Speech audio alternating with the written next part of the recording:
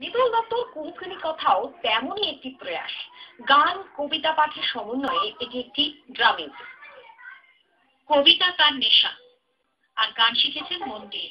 এসব মূলধন করেই মিতুল দত্তর প্রথম প্রযোজনা কুহুকানী কথা।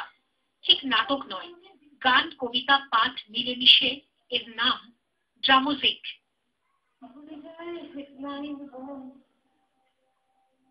কোথায় পালাবে কুহুকানী?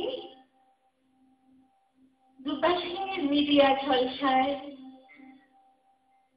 তার শ্বাস,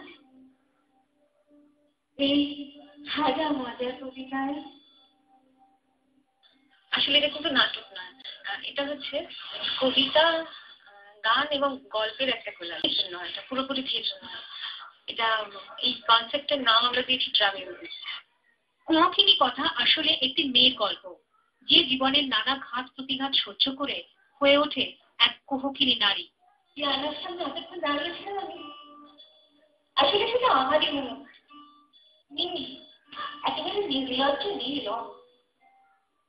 কপালে কি ওটা? বুলেট নাকি ভ্রমর?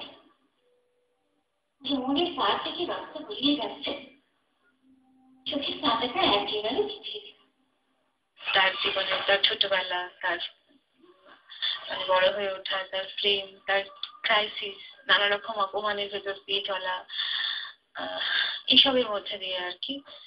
তার প্রেম, তার যৌনতা, তার এমনকি নানা রকম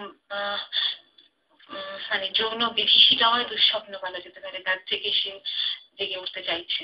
রবীন্দ্র সদনে মিতুল দত্তর এই প্রথম প্রয়াস যথেষ্ট প্রশংসা কুড়িয়েছে। ব্যুরো রিপোর্ট, আকাশ বার্তা।